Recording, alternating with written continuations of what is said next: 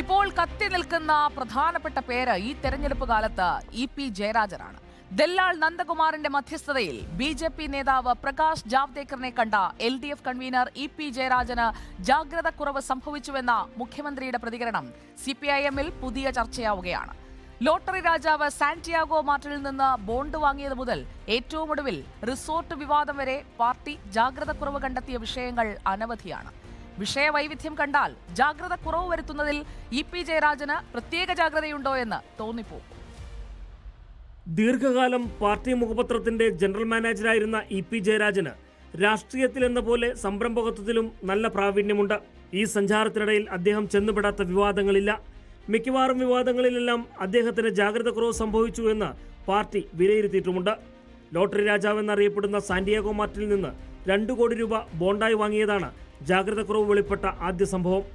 Demand ഡ്രാഫ്റ്റായി വാങ്ങിയ 2 കോടിയുടെ തെളിവ് സഹിതം ഒരു ദിനപത്രം വാർത്ത പ്രസിദ്ധപ്പെടുത്തിയപ്പോഴാണ് ജാഗ്രത കുറവ് നിരീക്ഷിച്ച് ജയരാജനെ രക്ഷപ്പെടുത്തിയത്. അതുകൊണ്ടും തീർന്നില്ല. ജയരാജൻ വിഭാഗീയതയെ ഉച്ചാടനം ചെയ്ത് കേരളത്തിലെ പാർട്ടിയെ ശുദ്ധീകരിക്കാൻ ചേർന്ന പാലക്കാട് പ്ലീനത്തിന്റെ സമാപന ദിവസം പാർട്ടി മുഖപത്രത്തിൽ വിവാദ വ്യവസായി VM രാധാകൃഷ്ണന്റെ പരസ്യം പ്രസിദ്ധപ്പെടുത്തിയതായിരുന്നു രണ്ടാം ജാഗ്രത കുറവ്.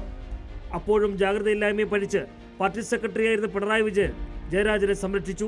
എന്നാൽ അതുകൊണ്ടും തീർന്നില്ല ഇ.പി.യുടെ ജാഗ്രതയില്ലാത്ത ഇടപാടുകൾ. ദേശാഭിമാനിയുടെ തലസ്ഥാനത്തെ സ്ഥലം VM രാധാകൃഷ്ണന് വിറ്റുകൊണ്ട് അടുത്ത ജാഗ്രത കുറവിനുള്ള അരങ്ങൊരുക്കി. അപ്പോഴും ജാഗ്രതയില്ലായ്മയെ പഴിക്കാനേ പാർട്ടി നേതൃത്വത്തിന് ആകുമായിരുന്നുള്ളൂ. പിന്നീട് അല്പകാലം ജാഗ്രത കുറവിന് ഇടവേളയായിരുന്നു. എന്നാൽ മന്ത്രിയായതോടെ പഴയ ശീലം മടങ്ങി വന്നു. ഭാര്യയുടെ സഹോദരിയും കേന്ദ്ര കമ്മിറ്റി അംഗവുമായ P.K. ശ്രീമതിയുടെ മകനെ പൊതുമേഖലാ സ്ഥാപന MD-യാക്കി. ബന്ധുനിയമനം പുറത്തു വന്നതോടെ പാർട്ടി പിന്നെയും ജാഗ്രത കുറവിൽ അഭയം തേടി. എങ്കിലും കേന്ദ്ര നേതൃത്വം ഇടപെട്ടതോടെ മന്ത്രിസ്ഥാനം പോയി. കോടിയേരിയുടെ നിര്യാണത്തിന് ശേഷം ആഗ്രഹിച്ച സംസ്ഥാന സെക്രട്ടറി സ്ഥാനം കിട്ടാതെ വന്നപ്പോൾ പിണങ്ങി പാർട്ടി കമ്മിറ്റികളിൽ വരാതിരുന്നു. പുതിയ സെക്രട്ടറി MV ഗോവിന്ദന്റെ ജാഥയിലേക്ക് തിരിഞ്ഞു നോക്കാതെ മാറി നിന്നു. ഇതിലെല്ലാം അവിടെ ജാഗ്രത കുറവുണ്ടായിരുന്നുവെങ്കിലും ആരും മിണ്ടിയില്ല. വൈദേകം റിസോർട്ടിന്റെ പേരിൽ വിവാദം വന്നപ്പോഴും ജാഗ്രതയില്ലായ്മ കണ്ടവരുണ്ട്. ഇപ്പോൾ ദല്ലാളിന്റെ മധ്യസ്ഥതയിൽ പ്രകാശ് ജാവ്ദേക്കറെ കണ്ടതിന്റെ അപകടം മണത്താണ് നേരത്തെ തന്നെ ജാഗ്രത കുറവ് പറ്റിയെന്ന് മുഖ്യമന്ത്രി പരസ്യമാക്കിയത്. നിരന്തരം ജാഗ്രത കുറവ് പറ്റാൻ ഇ.പി.യുടെ ജീവിതം പിന്നെയും ബാക്കി. റിപ്പോർട്ടർ, ആലപ്പുഴ. ഇനി എന്താകും നടപടി എന്നുള്ളതാണ് എല്ലാവരും ചോദിച്ചുകൊണ്ടിരിക്കുന്നത്. ആർ ശ്രീജിത്ത് നമുക്കൊപ്പം ചേരുന്നു തത്സമയം. R Sreejith, E P. ജയരാജന്റെ ഭാവി ഇനി ആർക്കൊപ്പമായിരിക്കും, എങ്ങനെയായിരിക്കും എന്നുള്ളതിനെ കുറിച്ച് കേരളം മുഴുവൻ ചർച്ച ചെയ്യുകയാണ്. തെരഞ്ഞെടുപ്പ് ദിവസത്തിൽ തന്നെ വന്ന ഇ.പി.യുടെ മറുപടിയാണ് ഈ ചർച്ചകൾ ഇത്രയും കൊഴുപ്പിച്ചത് എന്നതിൽ ഒരു സംശയവുമില്ല. ഇനി എന്താണ് ഇ.പി.യുടെ മുന്നിലുള്ളത്, പാർട്ടിയുടെ മുന്നിലുള്ളത്?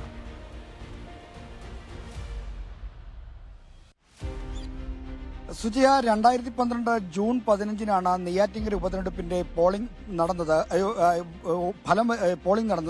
ജൂൺ 2-നായിരുന്നു. അന്ന് T.P. ചന്ദ്രശേഖരന്റെ വീട്ടിലേക്ക് അന്നത്തെ പ്രതിപക്ഷ നേതാവായ V.S. അച്യുതാനന്ദൻ പോയി. അത് വലിയ തോതിൽ CPM-നെ പിടിച്ചുകുലുക്കിയിരുന്നു.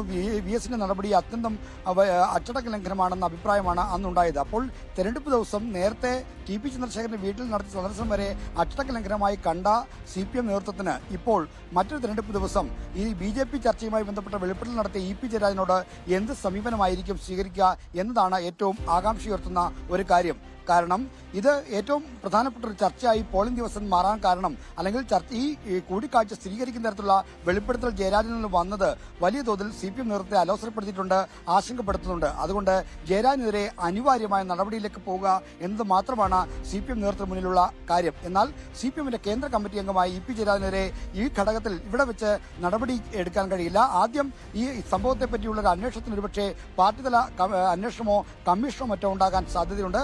അത് വരും ദിവസങ്ങൾ തീരുമാനിക്കപ്പെട്ടേക്കാം.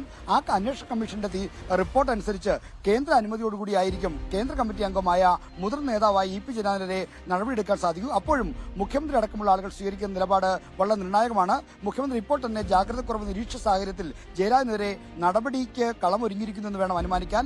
സംസ്ഥാന സെക്രട്ടറി MV ഗോവിന്ദനും ജയരാജന്റെ ഇതപര്യന്തമുള്ള നിലപാടുകളോട് വിയോജിപ്പുള്ള ആളാണ്. അതുകൊണ്ട് തന്നെ ഇനി ഇ.പി. ജയരാജനെതിരെ അച്ചടക്ക നടപടിക്കാണ് ഒരുങ്ങുന്നത്. എന്നാൽ അദ്ദേഹം ഈ നടപടികൾക്ക് വഴങ്ങി നിൽക്കുമോ അതോ മറ്റു നടപടികളിലേക്ക് സ്വീകരിക്കുമോ എന്നതും ഒരു പ്രശ്നമാണ്. മാത്രമല്ല, വിഭാഗീയത അമർച്ച ചെയ്ത് പാർട്ടിയെ ഔദ്യോഗിക വശത്തേക്ക് ചേർക്കാൻ പിണറായി വിജയന് വലം കൈയായി നിന്ന് പ്രവർത്തിച്ചത് EP ജയരാജനാണ്. അന്ന് ഏതെല്ലാം കാര്യങ്ങളിലൂടെ ഇടപെട്ടുകൊണ്ട് EP നടത്തിയ ഒരു നടപടികളാണ് പിണറായിക്ക് സഹായകമായി മാറിയത്.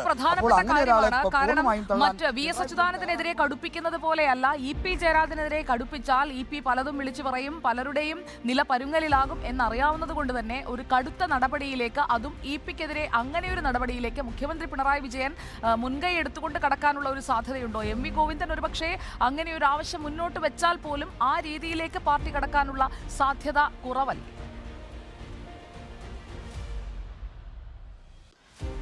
CPM-ന്റെ ഇപ്പോഴത്തെ ഒരു സംഘടനാ തലത്തിലെ പ്രശ്നങ്ങൾ കണക്കിലെടുക്കുമ്പോൾ EP-ക്കെതിരെ നടപടിയില്ലാതെ മുന്നോട്ട് പോകാൻ കഴിയില്ല. ഇപ്പോൾ തന്നെ നവമാധ്യമ ചർച്ചകളിലും മറ്റും പാർട്ടി അനുകൂലികളായി രംഗത്ത് വരുന്ന സൈബർ പോരാളികൾ എല്ലാവരും നടപടി വേണം, കാണിച്ചത് വൃത്തികേടായി പോയും തരത്തിലുള്ള കമന്റുകളും മറ്റും നടത്തുന്നത് കാണാം. പല മന്ത്രിമാരുടെയും മുൻ മന്ത്രിമാരുടെയും പേഴ്സണൽ സ്റ്റാഫ് അംഗങ്ങളുടെ ഫേസ്ബുക്ക് പേജൊക്കെ പരിശോധിച്ചാൽ അവിടെയൊക്കെ ഇത്തരത്തിലുള്ള കമന്റുകൾ നമുക്ക് യഥേഷ്ടം കാണാൻ കഴിയും. അപ്പോൾ പാർട്ടിക്കകത്ത് പാർട്ടിയുടെ സൈബർ വിഭാഗത്തിനകത്തൊക്കെ തന്നെ ജയരാജനെതിരെ അദ്ദേഹത്തിന്റെ വെളിപ്പെടുത്തുന്നതിനെതിരെ വലിയ തോതിൽ അമർഷം പുകയാണ്. അപ്പോൾ മുഖം രക്ഷിക്കാനൊരു നടപടി എന്തായാലും അനിവാര്യമാണ്. സുജയ് സൂചിപ്പിച്ച പോലെ ഒരു കടുത്ത നടപടിയിലേക്ക് ജയരാജനെ തള്ളിയിടുക അത്ര എളുപ്പമല്ല. കാരണം ജയരാജൻ ഒരേ സമയം തന്നെ ഒരു രഹസ്യങ്ങളുടെ ഭണ്ഡാരം കൂടിയാണ്. അദ്ദേഹം ഈ പാർട്ടി വിഭാഗീയത കാലത്ത് VS-നെ നേരിടാൻ വേണ്ടി പാർട്ടി സെക്രട്ടറി ആയിരുന്ന പിണറായി വിജയനൊപ്പം നിന്ന് പ്രവർത്തിച്ച ഒരുപക്ഷെ അദ്ദേഹത്തിന്റെ തേരാളിയായി നിന്ന ആൾ ജയരാജനാണ്. അപ്പോൾ അങ്ങനെ ജയരാജൻ പൂർണ്ണമായി കൈവിടാൻ കഴിയുമോ? അങ്ങനെ കൈവിട്ടാൽ തന്നെ ജയരാജൻ എന്ത് പ്രതികരണം നടത്തും എന്നതും ഒരു പ്രശ്നമാണ്. Okay, thank you. ആർ ശ്രീജിത്താണ് വിശകലനവുമായി നമുക്കൊപ്പം ചേർന്നത്.